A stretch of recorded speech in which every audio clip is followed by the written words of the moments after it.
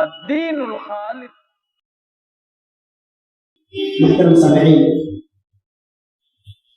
دینی و ملی بزرگوں اور بھائی، اللہ تبارک و تعالیٰ کی تعریف و توصیف بیان کرنے کے بعد آخری رسول محمد ابن عبداللہ پر اللہ تبارک و تعالیٰ کی جانب سے بے شمار درود و سلام نازل ہو۔ اللہم صلی علی محمد وعلی آل محمد كما صليت على إبراهيم وعلى آل إبراهيم إنك حميد مجيد. اللهم بارك على محمد وعلى آل محمد كما باركت على إبراهيم وعلى آل إبراهيم إنك حميد مجيد وسلم تسليما كثيرا. سامعین کرام، آج اگر ہم اپنے ارد گرد کا جائزہ لیں،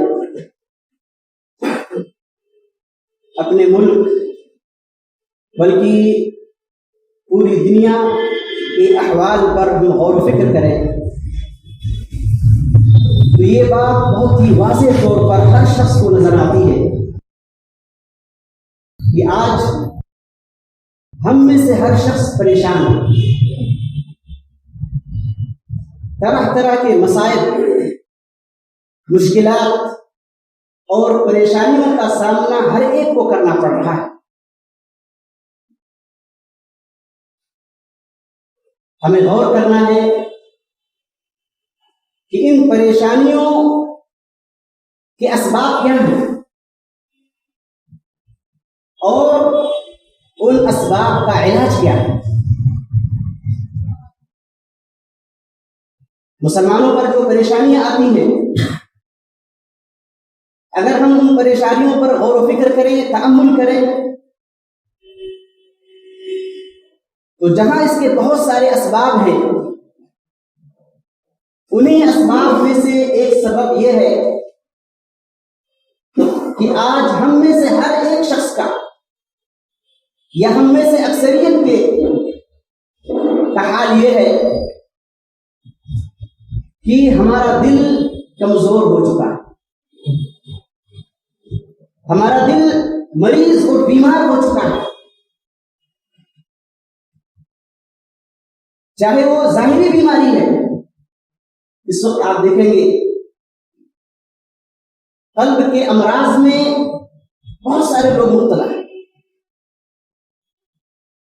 آئے دن ہمیں یہ خبر ملتی رہتی ہے کہ حرکت قلب بند ہونے کی وجہ سے فلاں شخص کی وفات ہو گئی۔ تو ظاہری طور پر بھی آج دل کے مریض بہت زیادہ ہیں، اور باطنی اور روحانی طور پر بھی اگر ہم غور کریں، دیکھیں تو ہم میں سے اکثریت، ہماری اکثریت دل کی بیماری میں مبتلا ہے، اور کوئی بھی شخص جو اللہ پر اور اللہ کے رسول صلی اللہ علیہ وسلم پر ایمان رکھتا ہے، بلکہ پوری انسانیت، کوئی بھی شخص دنیا اور آخرت میں اس وقت تک کامیاب نہیں ہو سکتا ہے جب تک کہ وہ قلب سلیم کا مالک نہ بن جائے، اس کا دل ہر ظاہری و باطنی بیماریوں سے پاک صاف نہ ہو جائے۔ جنت میں داخلہ اسی شخص کا ہوگا، جنت میں وہی شخص داخل ہوگا جو سلامتی والا دل لے کر کے اللہ تبارک و تعالیٰ کے پاس پہنچے۔ ابراہیم علیہ السلام نے اللہ تبارک و تعالیٰ سے دعا کرتے ہوئے کہا تھا، وَلَا تُخْزِنِي يَوْمَ يُبْعَثُونَ، اے اللہ تو مجھے اس دن رسوا نہ کرنا جس دن کے لوگ اٹھائے جائیں گے، قیامت کا دن ہوگا، یوم لا ينفع مال ولا بنون، جس دن کی مال و دولت کوئی فائدہ نہیں پہنچائے، ولا بنون، اولاد، بیٹے، لڑکے فائدہ نہیں پہنچائیں گے، الا من اتى الله بقلب سلیم، صرف وہی شخص کامیاب ہوگا جو اللہ تبارک و تعالیٰ کے پاس سلامتی والا دل لے کر کے پہنچے گا. ابن قیم رحمہ اللہ قلب سلیم کی تعریف کرتے ہوئے کہہ رہے ہیں قلب سلیم سے مراد وہ دل ہے جو صالح ہو, جو دل نیک ہو, شرک و بدعات سے دور ہو, بغض, کینہ, کپٹ, حسد, عداوت ان تمام غلاظتوں سے پاک و صاف ہو, اسے قلب سلیم کہا جاتا ہے. کہتے ہیں قلب سلیم کے لیے, سلامتی والے دل کے لیے ضروری ہے کہ 5 چیزوں سے وہ محفوظ رہے. جب تک کوئی بھی دل ان 5 خرابیوں سے, ان 5 بیماریوں سے محفوظ نہ ہو, اس وقت تک اس دل کو قلب سلیم, اس قلب کو قلب سلیم نہیں کہا جا سکتا. کہتے ہیں شرک سے محفوظ ہو, شرک جو کہ توحید کی ضد ہے. بدعت سے محفوظ ہو, بدعت جو کہ سنت کی ضد ہے. شہوت سے دور ہو, شہوت جو کہ اللہ تبارک و تعالیٰ کے احکام کے لیے رکاوٹ ہے. انسان غفلت سے دور ہو, جو کہ اللہ تبارک و تعالیٰ کے ذکر و اذکار سے انسان کو غافل کر دینے والی چیز ہے. اسی طریقے سے ہوا پرستی سے انسان دور ہو, اس لیے کہ یہ اخلاص کے, توحید کے مخالف ہے. اور ہر انسان کو کوشش کرنی چاہیے کہ وہ سیدھے راستے کو, صراط مستقیم کو اختیار کرے. دل کی اہمیت کو بیان کرتے ہوئے نبی کریم صلی اللہ علیہ وسلم نے ارشاد فرمایا, نعمان ابن بشیر رضی اللہ تعالی عنہ اس کے راوی ہیں, وہ کہتے ہیں کہ میں نے نبی کریم صلی اللہ علیہ وسلم کو فرماتے ہوئے سنا, آپ کہہ رہے تھے الا وان فی الجسد مضغہ,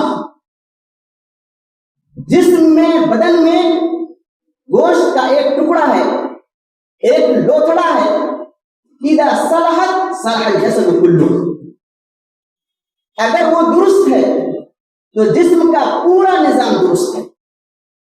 وَإِذَا فَسَدَتْ, اور اگر وہ بگڑ جائے, اگر وہ فساد کا شکار ہو جائے, اس میں خرابی آ جائے, وہ بیماری میں مبتلا ہو جائے, فَسَدَ الْجَسَدُ كُلُّهُ, پورا جسم, پورا بدن انسان کا خراب ہو جائے گا, بگڑ جائے گا. آپ نے فرمایا الا وہی القلب, سنو وہ انسان کا دل ہے.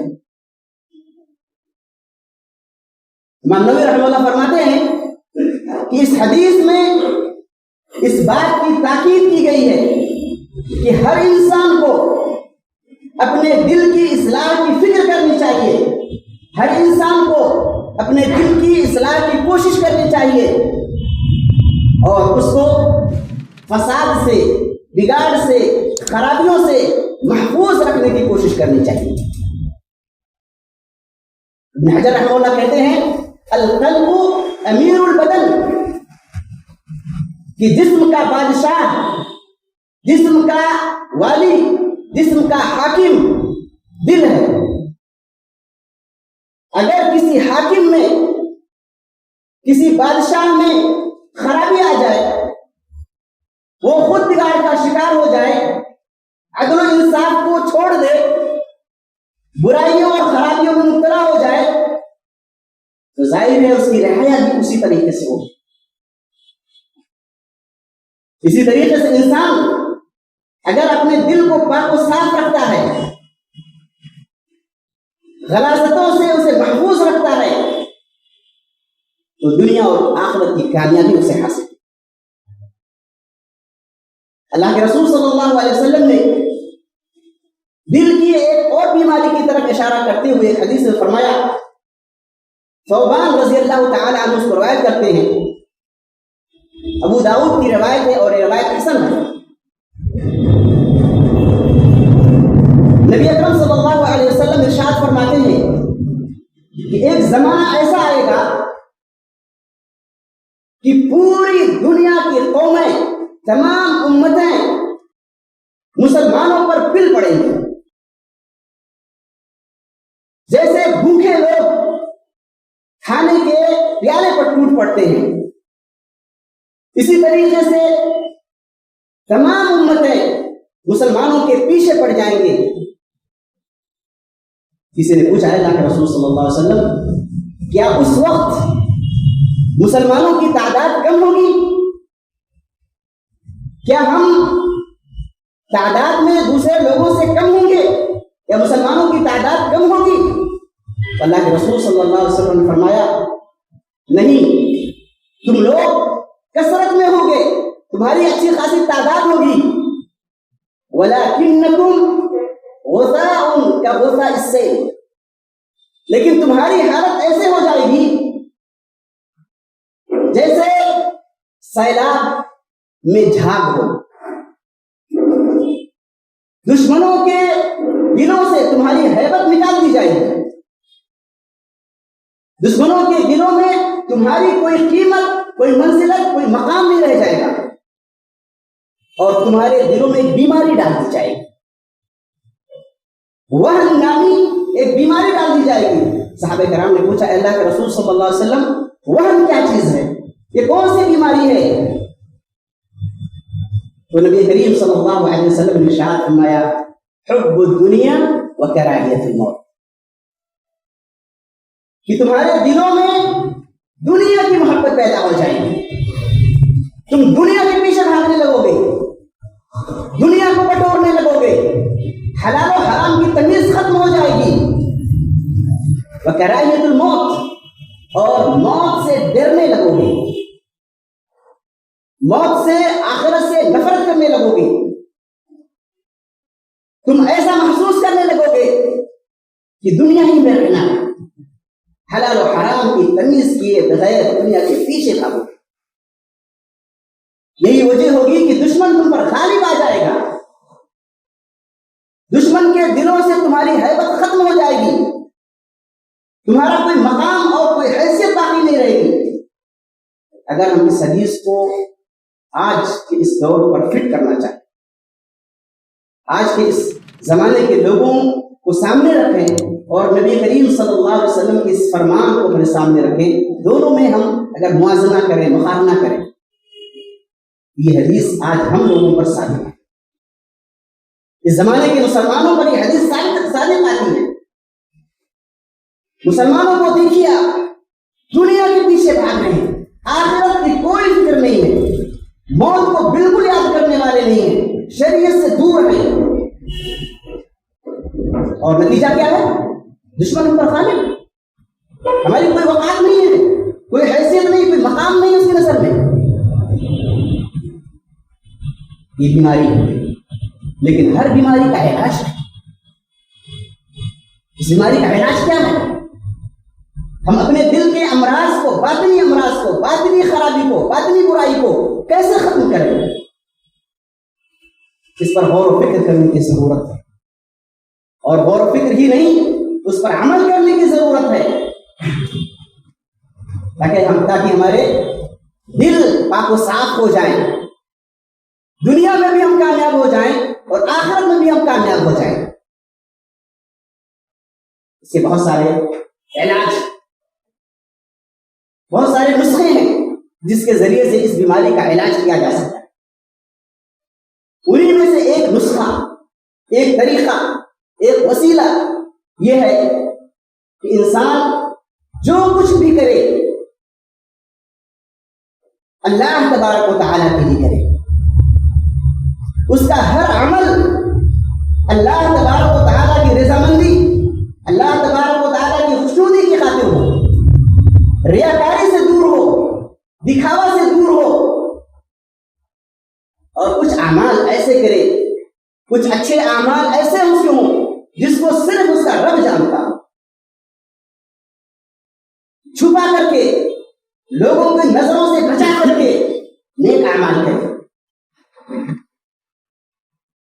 عمر رضی اللہ تعالی عنہ، ابو بکر صدیق رضی اللہ تعالی عنہ کے اوصاف اور ان کی خوبیوں کو بیان کرتے ہوئے کہتے ہیں اللہم علمی بہ ان سریغتہ خیر من علی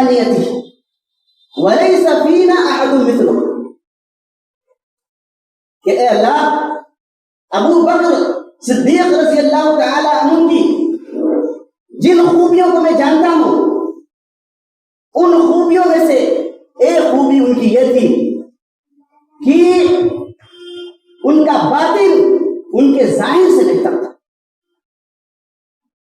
اور کہہ رہے ہیں کہ میں کسی اور شخص کو ایسا نہیں جانتا ہوں کہ جس کا باطن اس کے ظاہر سے بہتر ہو. عموماً کیا ہوتا ہے، انسان جب لوگوں کے درمیان ہوتا ہے، جب لوگوں کے سامنے ہوتا ہے، بس اوقات وہ اچھے اعمال کرتا ہے، لیکن جب وہ اللہ تبارک و تعالی کے سامنے ہوتا ہے، تنہائی میں ہوتا ہے، تو وہ برائیوں میں مبتلا ہو جاتا ہے. اور ہر شخص اپنے بارے میں بہتر جانتا ہے کہ کون کتنا نیک ہے، جس کے اندر کتنا تقویٰ ہے، کتنی صلاح ہے. ہر آدمی اپنے بارے میں بخوبی جانتا ہے. تو یہاں پر ابو بکر صدیق رضی اللہ تعالیٰ عنہ کے اوصاف کو بیان کرتے ہوئے کہا کہ ان کا باطن ان کے ظاہر سے بہتر ہے. ظاہر ہے کہ اس سے اعلیٰ مقام کسی کا نہیں. اس طریقے سے عبداللہ بن مبارک رحمہ اللہ، جو ایک عظیم مجاہد، بہادر محدث اور فقیہ گزرے ہیں، ان کے بارے میں احمد بن حنبل رحمہ اللہ کہتے ہیں کہ اللہ تبارک و تعالی نے انہیں جو یہ مقام عطا کیا ہے، انہیں جو یہ عزت و تکریم عطا فرمائی ہے، وہ ان کے ان اعمال کی وجہ سے ہے جو دوسروں کی نظروں سے چھپا کر کیا کرتے تھے. پھر انہیں کے ایک شاگرد عبداللہ بن مبارک رحمہ اللہ کے ایک شاگرد عبداللہ بن سلام بیان کرتے ہیں کہ رومیوں سے بلاد روم میں مسلمانوں کی ایک جنگ ہوئی. کفار اور مسلمانوں دونوں طرف سے لشکر آمنے سامنے ہوئے. کافروں کی جانب سے ایک پہلوان، ایک طاقتور شخص، ایک موٹا شخص نکل کر کے باہر آیا اور اس نے کہا، کیا مسلمانوں میں سے کسی کے اندر اتنی ہمت ہے کہ وہ آئے اور مجھ سے مقابلہ کرے؟ مسلمانوں میں سے ایک شخص اس کے مقابلے کے لیے نکلا اور اس کافر نے اس مسلمان کو شہید کر دیا. دوسرا شخص نکلا، اسے بھی شہید کر دیا. تیسرا نکلا، اسے بھی شہید کر دیا. اس طریقے سے لگاتار 6 لوگوں کو اس نے شہید کیا اور فخر سے میدان میں گھوم رہا تھا. کسی کو ہمت نہیں ہو رہی تھی کہ باہر نکلے اور اس سے مقابلہ کرے. اس لشکر میں مسلمانوں کی طرف سے عبداللہ بن مبارک بھی موجود تھے. انہوں نے اپنے ساتھی عبداللہ بن سلام سے کہا کہ اس شخص کے مقابلے کے لیے میں خود نکلتا ہوں، اور اگر میں قتل کر دیا گیا، اگر میں شہید کر دیا گیا تو تم فلاں فلاں کام کر دینا. کچھ وصیت کی اور اپنے چہرے پر ایک کپڑا لپیٹا تاکہ دوسرے لوگ جان نہ سکیں کون. اور مقابلے کے لیے نکلے. اس پہلوان کافر شخص کو انہوں نے قتل کر دیا. دوسرا شخص آیا کافروں کی جانب سے، اسے بھی قتل کر دیا. تیسرا آیا، اسے بھی قتل کر دیا. لگاتار انہوں نے بھی 6 کافروں کو قتل کیا. اس کے بعد وہ سب کو چیرتے ہوئے نکل گئے اور لوگوں کی نظروں سے اوجھل ہو گئے. اور پھر گھوم کر کے عبداللہ بن سلام کے پاس آئے اور کہا کہ میں تمہیں قسم دلاتا ہوں، کسی کو تم بتلانا نہیں، کسی کو خبر نہیں کرنا کہ میں کون ہوں یا کس شخص نے مقابلہ کیا ہے اور کس شخص نے کافروں کو قتل کیا. تو انہوں نے بہت سخت تاکید کی کہ کسی کو اطلاع نہیں ہونی چاہیے، کسی کو بتائیے نہیں. کیوں؟ تاکہ ایسا نہ ہو کہ کہیں ریاکاری داخل ہو جائے. اپنے عمل کو صرف اللہ تبارک و تعالیٰ کے لیے کرنا چاہیے. اللہ تبارک و تعالیٰ کی رضا اور اس کی خوشنودی کے خاطر انہوں نے ایسا کیا. سلیمان بن مہران الاعمش رحمہ اللہ کہتے ہیں کہ میں ابراہیم ابن یزید النخعی معروف تابعی ہیں، ان کے پاس بیٹھا ہوا تھا اور وہ قرآن مجید کی تلاوت کر رہے تھے. کسی نے دروازہ کھٹکھٹایا, اندر آنے کی اجازت چاہیے. انہوں نے اپنے قرآن پر ایک کپڑا ڈال دیا, کہا ایسا نہ ہو کہ وہ شخص آئے اور مجھے قرآن پڑھتا ہوا دیکھے تو یہ سمجھے کہ میں ہر دن قرآن ہی پڑھتا رہتا. اپنے عمل کو انہوں نے چھپا کر کے کرنا چاہا, اس لیے کہ وہ اللہ کے لیے کر رہے تھے. اپنے عمل میں ریاکاری سے بچنے کے لیے, ریاکاری سے دور رہنے کے لیے انہوں نے ایسا کیا. اس طرح سے بہت سارے واقعات. زین العابدین علی بن حسین رحمہ اللہ, ان کے بارے میں آتا ہے کہ وہ رات کی تاریکی میں اپنی پیٹھ پر آٹا یا گیہوں کی بوری لاد کر کے لے جاتے تھے, اور جو مسکین, غریب, نادار, بیوہ, پریشان حال لوگ ہوتے ان کے گھروں کے دروازے کے سامنے رکھ کر چلے آتے, اور کہا کرتے تھے کہ رات کی تاریکی میں اللہ تبارک و تعالیٰ کی راہ میں خرچ کرنا اس طرح سے کہ کسی شخص کو علم نہ ہونے پائے, اللہ تبارک و تعالیٰ کے غضب کو, اللہ تبارک و تعالیٰ کے غصے کو ختم کرتا ہے. اپنے عمل کو چھپا کر کرنا چاہیے. کچھ اعمال ہر انسان کوشش کرنی چاہیے, کچھ اعمال ایسے ہوں جو صرف اس کا رب جانے. کہتے ہیں جب ان کی وفات ہو گئی زین العابدین رحمہ اللہ کی, اور کسی کو علم نہیں تھا کہ کون شخص سے جدا کر کے ہر گھر کے سامنے کھانے پینے کی چیزیں رکھ جاتا ہے. وفات ہو گئی اور لوگوں کے گھروں میں وہ سامان آنا بند ہو گیا. تب لوگوں کو پتا چلا کہ یہ علی بن حسین زین العابدین رحمہ اللہ کی جانب سے آیا کرتا تھا, وہ لایا کرتا تھا. یہاں تک کہ جب ان کو غسل دیا گیا تو ان کی پیٹھ پر بوریوں کے لادنے کا نشان بنا ہوا تھا. انسان کو اپنے اعمال کو لوگوں کی نظروں سے چھپا کر کے کرنا چاہیے. لیکن آج ہمارے اسلاف کا یہ حال ہے. لیکن اگر ہم اپنا جائزہ لیں, اپنا محاسبہ کریں, معمولی سا بھی اگر خرچ کر دیا ہم نے اللہ کے راہ میں, سب کو بتاتے ہوئے, کسی کے ساتھ خیر کا کام کر دیا دوسروں کو ہم بتاتے. اگر ہم حج کے لیے, عمرے کے لیے نکلے, ہر مقام کے ہر جگہ کی تصویریں لے کر ہم رشتے ہیں, کیا یہ اخلاص؟ ہم معمولی عمل کر کے دوسروں کو سب کو بتانا چاہتے ہیں, جبکہ ہم نے وہ عمل کس لیے کیا ہے؟ آخرت کے لیے کیا ہے, اللہ کی رضا کے لیے ہم نے کی ہے, اللہ کی خوشنودی کے لیے کی ہے. لیکن دوسروں کو بتا کر کے بس اوقات انسان اپنے اعمال کو ظاہر کر دیتا ہے. دلوں کی اصلاح کے لیے ایک طریقہ یہ بھی ہے کہ انسان ہمیشہ اس چیز کو محسوس کرے کہ اللہ تبارک و تعالی اس کی ہر حرکت کو, اس کے ہر عمل کو دیکھ رہا ہے. یعلم ما فی السماوات والارض, زمین و آسمان میں جو چیزیں بھی ہیں ان تمام چیزوں کو اللہ تبارک و تعالی جانتا ہے.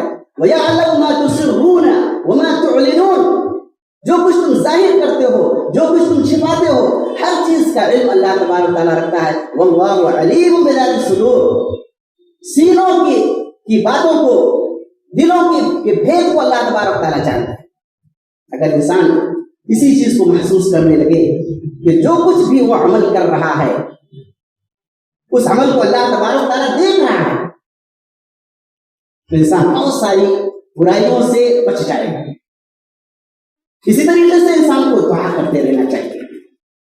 اللہ کے رسول صلی اللہ علیہ وسلم دعا کرتے ہوئے کہتے تھے, اللہم اہدی قلبی, اے اللہ میرے دل کو ہدایت دے دے.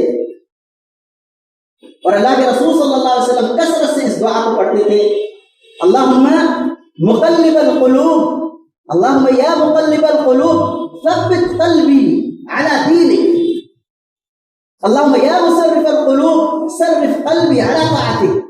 اے دلوں کے الٹنے پلٹنے والے, میرے دل کو دین اسلام پر جما دے. اے اللہ, اے دلوں کو الٹنے پلٹنے والے, میرے دل کو اپنی اطاعت کے لیے خاص کر دے, میرے دل کو اپنی اطاعت کی طرف پھیر دے. اس دعا کا بھی اہتمام کرنا چاہیے. اللہ کے رسول صلی اللہ علیہ وسلم اکثر قسم کھاتے ہوئے کہتے تھے وَمُقَلِّبِ الْقُلُوبِ، اور اس ذات کی قسم جو دلوں کو الٹنے پلٹنے والا ہے. حدیث میں آتا ہے کہ اللہ تبارک و تعالی کی انگلیوں میں سے 2 انگلیوں کے درمیان بندوں کے دل ہیں، وہ جس طرح چاہتا ہے الٹتا پلٹتا ہے. ہمیں ہمیشہ اللہ تبارک و تعالیٰ کی طرف رجوع کرنا چاہیے. اللہ تبارک و تعالیٰ سے اپنے دلوں کی اصلاح کی دعا کرنی چاہیے، اور جو دعائیں نبی کریم صلی اللہ علیہ وسلم نے سکھلائی ہیں ان دعاؤں کا اہتمام کرنا چاہیے. اللہ تبارک تعالیٰ سے دعا ہے کہ اللہ تبارک تعالیٰ ہمارے دلوں کو اسلام پر قائم رکھے، اور ہمارے دلوں کو ہر طرح کی غلاظتوں سے، ہر طرح کی مصیبتوں سے، ہر طرح کی پریشانیوں سے، ہر طرح کی بیماریوں سے محفوظ رکھے. آمین. اقول قولی ھذا واستغفر اللہ لی ولکم ولسائر المسلمین فاستغفروہ انہ هو الغفور.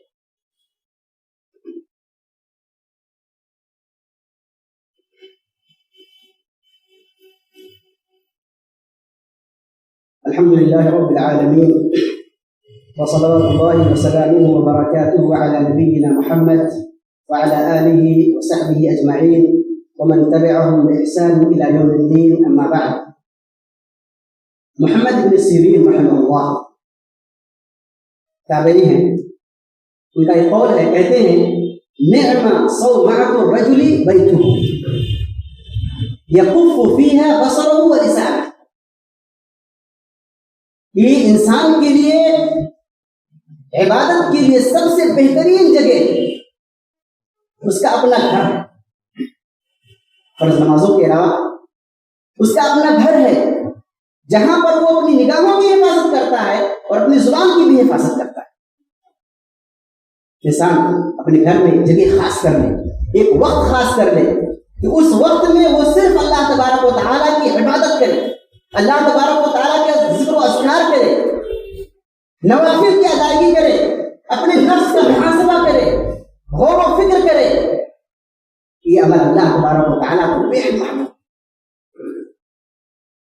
ہمیں اپنی اصلاح کی فکر کرنی چاہیے.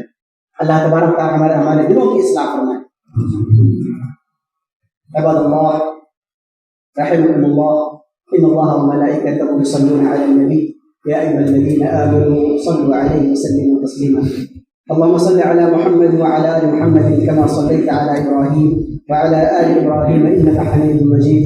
اللهم بارك على محمد وعلى آل محمد كما باركت على إبراهيم وعلى آل إبراهيم إنك حميد مجيد. وسلم تسليما كثيرا. عباد الله، إن الله يأمر بالعدل والإحسان وإيتاء ذي القربى وينهى عن الفحشاء والمنكر والبغي يعظكم لعلكم تذكرون. فاذكروا الله يذكركم وادعوه يستجب لكم ولذكر الله أكبر. الله يعلم ما تسمعون.